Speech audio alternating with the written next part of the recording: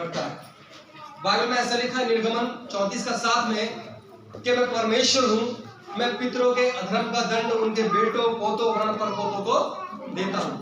आज आपको समझना है, जो मिस्र में लोग कैद थे, कितने साल गुलामी में रहे मिस्र के लोग? मिस्र में लोग इजरायली 400 साल गुलामी में रहे। तो क्या उन लोगों ने गड़बड़ी किया था जिन लोगों को परमेश्वर ने छुड़ाया? किया था? उनके पुरखाओं ने गड़बड़ी किया था। समझ पा रहे हैं? दानियल को जानते, दानियल की पुस्तक जानते आप लोग? दानियल के समय में कुछ मसीह लोग, इजरायली लोग कहां कैद थे, कहां गुलाम थे? बेबीलोन में। नबूकदनेस्सर राजा मूर्ति, वो वहां पे कैद थे। गलती किसकी थी? किसके कारण से वो कैद थे? हिजकिया ने गलती किया था जब परमेश्वर ने हिजकिया की उम्र को 15 साल बढ़ा दिया था और हिजकिया फूल करके समा नहीं रहा था। उसके बाद में बेबीलोन के लोग आए और वो उन्हें प्रभावित करना चाहता था, अपने मसाले तक दिखा दिए, अपनी तोप, अपने हथगोले, अपने हथियार, सेना, सब कुछ उसने दिखा दिया। परमेश्वर के भवन में सोने चांदी के पात्र भी दिखा दिए। समझना है मैं क्या बताना चाह रहा हूं आज आपको, क्योंकि जब तक आप ये पहले इसका इतिहास नहीं समझेंगे, लास्ट बात आप समझ नहीं पाएंगे। मैं आपको समझाना क्या चाहता हूं। और जब वो आए बेबीलोन के लोग, उसने उन्हें सब कुछ दिखा दिया। ये देखो हमारे भवन में ये है, हमारे पास में इतने सैनिक हैं, इतने हथियार हैं, इतने बम हैं, जो भी उस समय उनके पास था। और परमेश्वर इस बात से नाराज हुआ। परमेश्वर ने नबी को भेजा और कहा कि जिन लोगों को तूने ये सब दिखाया है, कल को यही लोग तुझे लूट करके लेकर के जाए, ये सब सामान लूट जाएंगे और तेरा वंश इन्हीं लोगों के यहाँ गुलाम बन के रहेगा।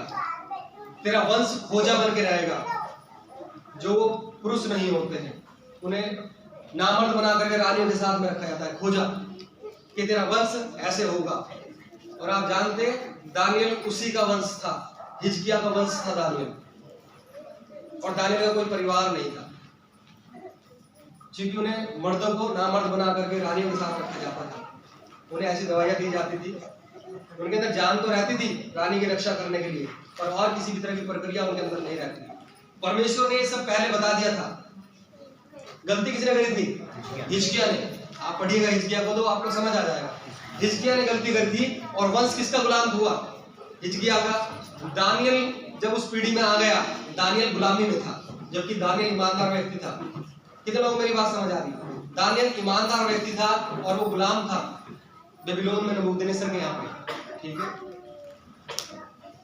फिर जब दानियल को ये मालूम हुआ समय पूरा हो गया है, तब दानियल ने एक प्रार्थना किया था कि हे परमेश्वर, मैंने, मेरे घराने ने, मेरे पितरों ने जो गलती, गुनाह, पाप किए, तो उनके लिए हमें क्षमा कर दे। और उसके बाद परमेश्वर ने दानियल को क्षमा किया था और उसके घराने को, उसके पितरों के श्रापों को भी उसने क्षमा किया था। नहमिया को आप जानते हैं, नहमिया, एक नहमिया नाम का व्यक्ति, नबी, जो बाइबल में लिखा है। जब नहमिया को मालूम पड़ा कि इजराइल में ऐसा ऐसा, यरूशलेम में ऐसा हो रहा है, शहर पर टूटी पड़ी है, फाटक जले हुए हैं, लोग नामधराई कर रहे हैं, मजाक उड़ा रहे हैं, शत्रु आते हैं, उनकी बहू बेटे उठा करके ले जाते हैं, शत्रु आते हैं, उनका अनाज उठा करके ले जाते हैं, दाखरस उठा के ले जाते हैं, सब कुछ। तब नहमिया ने क्या किया? लिखा मैं उपवास कर, टाट ओढ़ उपवास में बैठ गया और स्वर्ग के परमेश्वर के सामने गिड़गिड़ा के प्रार्थना करने लगा। उसने क्या प्रार्थना की? परमेश्वर, मैंने, मेरे घराने ने, मेरे लोगों ने, मेरे पितरों ने जो पाप किए, तो उनके लिए मुझे क्षमा कर दे। क्या नहमिया ने गलती किया था? नहमिया वफादार आदमी था। नहमिया परमेश्वर में वफादार आदमी था। अपना जीवन कैसा जी रहा था नहमिया? नहमिया राजा को खाना देता था। समझ पा रहे हैं? उसके हाथ में खाना देता था। पहले उसे चखता था, जो खिलाना में पिलाने हारे होते थे पहले समय में, उसे चखता था। चखने के बाद राजा को देता था, इसमें जहर तो नहीं है। राजा के इतना करीब था। और जब उसे ये मालूम पड़ा, उसने प्रार्थना किया, फिर राजा ने उसे भेजा नहमिया को शहर पर बनाने के लिए, जो उसने 52 दिन में तैयार कर दिया। मैं आपको बताना क्या चाहता, ना तो नहमिया ने पाप किया था, ना दानियल ने पाप किया था। समझ पा रहे? पाप किसने किया था? पुरखाओं ने। पाप किसने किया? पाप किसने किया? पुरखाओं ने पाप किया था। उसके कारण से जिंदगियां बर्बाद हो रखी थी। समझ पा रहे हैं? उसके कारण से जिंदगी बर्बाद थी। आज आपको ये समझना है बात मात्र आप तक नहीं है। निर्गमन 34:7 में क्या लिखा है, एक बार पढ़ दीजिएगा फिर से। निर्गमन 34:7 में पढ़ दीजिए बस, और मत निकालिए, बस आप समझ लीजिए, बाकी तो आपको समझना है जी।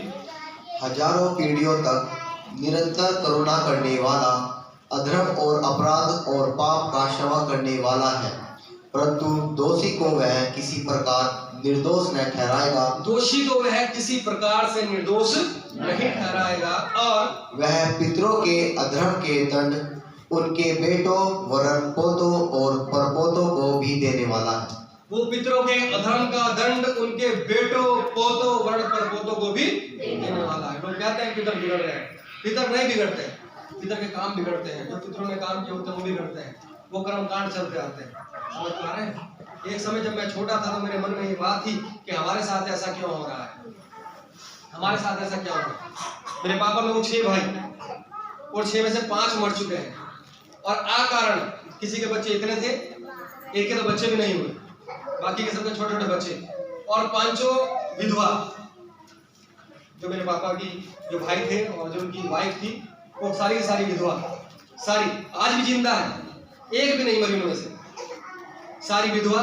सब अपने बच्चों को किसी किसी तरह उन्होंने पाला, एकमात्र मेरे पापा जिंदा है अभी, ठीक है, प्रभु ने बचा के रखा। ये क्या है, श्राप।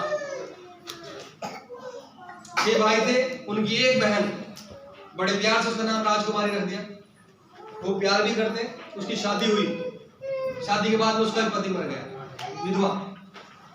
दूसरी हुई, वो भी मर गया, विधवा। समझ पा रहे हैं ये क्या चल रहा है, श्राप चल रहा है पीढ़ियों से, जो समझ नहीं आता लोगों को, जो दिखता नहीं है लोगों को। और बाइबल सांसारिक चीजों से ज्यादा आत्मिक चीजों पे जोर देती है। बाइबल किस पे ज्यादा जोर देती है, आत्मिक चीजों पे, आत्मिक संसार पे बाइबल जोर देती है। विश्वास क्या है, इब्रानियों की पत्री का लेखक बोलता है, विश्वास अनदेखी वस्तुओं का प्रमाण है। क्या है विश्वास, अनदेखी वस्तुओं का प्रमाण, जो दिखाई नहीं देता है। क्या श्राप को आप देख सकते, नहीं देख सकते। यही विश्वास है कि जो हमारे पितरों ने कर्मकांड कर रखे हैं।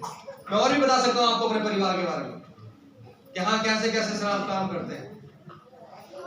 मेरे भाई बैठे, मेरी बहन बैठी है यहाँ पे, आप जानते हैं। मेरा एक जवान भाई मर गया था, रिपोर्टर, बढ़िया, पैसे वाला, अच्छा, कोई ऐसा नहीं, लेकिन जब श्राप काम करता है बुद्धि भ्रष्ट होती है, ना तो आपका काम चलता है, ना आप चलते हैं, और बढ़िया अच्छा रहने वाला सब कुछ, लेकिन एक छोटी सी बात पे गुस्सा आ गया, जा करके चन्ना में कूद गया, 4 दिन बाद लाश मिली। समझ पा रहे हैं, ये सब श्राप के अंडर में हम लोग थे, श्राप जिसे बोलते हैं। आपको ये समझना है, आपके घर बर्बाद हो रहे हैं, कौन काम कर रहा है, कहां से काम चल रहा है, प्रभु की सेवा करना, ये हो क्या रहा है, ये श्राप काम कर रहे हैं, लेकिन लोगों को समझ नहीं आता, लोगों को समझ नहीं आता है।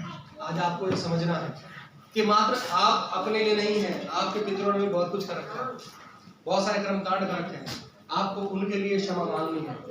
हो सकता है आपके माता पिता ने ना किया हो, लेकिन उनके माता पिता ने किया हो, उनके माता पिता ने किया हो, और परमेश्वर कहता है मैं तेरे बेटे, तेरे पोते वर्ण और पोते तक को भी दंड देता हूं। ये उसका न्याय है, दंड नहीं दे रहा है वो, ये उसका न्याय है।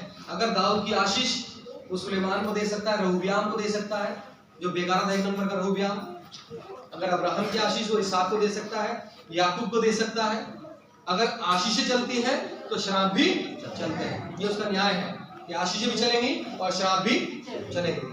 जो आज आप बो रहे हैं वो कल आप काट लेंगे। समझ पा रहे हैं? मेरी वाइफ है पास्टर तुलसी, आप जानते हैं, नेपाल से है, उनके मम्मी पापा नहीं है, लेकिन उनकी माँ ने बोया है एक समय, ठीक है, एक समय पर बोया है अपने विश्वास को प्रभु में, उस श्राप को खत्म किया है, तब जाकर के आज वो यहाँ बैठी है। हमने शादी भी किया था, कोई पैसे वैसे कुछ नहीं, नॉर्मल शादी, क्योंकि परमेश्वर ने चुना इस तरीके से। आज वो भी प्रभु में, प्रभु के दास के साथ में पास्टर के रूप में बैठी है। उनकी एक और बहन है, वो भी पास्टर सोनू के साथ में उनकी शादी हो रखी है। समझ पा रहे हैं? और एक अच्छा जीवन, इज्जत का जीवन बिता रहे हैं, और माँ बाप नहीं है, चूंकि उनकी माँ ने बोया। जब आप श्राप को खत्म करते हैं, आपका प्रतिफल आपके बच्चों को भी मिलता है। आमीन आमीन। आमीन। आमीन। जो आप करते हैं, जो आप परिश्रम करते हैं, अपना जीवन सौंपते हैं, उसका परिश्रम आपके बच्चों तक को मिल जाता है। आपको ये समझना है, आपकी आशीष भी चलेगी, आपका श्राप भी चलेगा। आप पे भी आशीष श्राप चलते आ रहे हैं, और बहुत सारे ऐसे कर्मकांड होते हैं जो नहीं होने चाहिए, बहुत सारे ऐसे चीजें होती हैं जो नहीं होनी चाहिए, और उसका प्रभाव आपके बच्चों पर, पोतों पर, वर्ण पर, पोतों पर भी पड़ता है। आज आपको ये आत्मिक बातें समझनी है, उसे कैंसिल करना है। कितने लोग समझ गए मेरी बात? दानियल अच्छा था, नहम्याह अच्छा था, कोई समस्या नहीं थी। अगर आप बाइबल को बहुत गहराई से पढ़ते हैं, हिजकिय्याह ने पाप किया था, हिजकिय्याह के पाप के कारण उसका वंश श्रापित हो गया था और गुलामी में गया था। जब परमेश्वर ने पहले ये चीज बता दी थी कि ऐसा ऐसा होगा हिजकिय्याह तेरे कारण से, क्योंकि तूने ऐसा किया। ठीक है।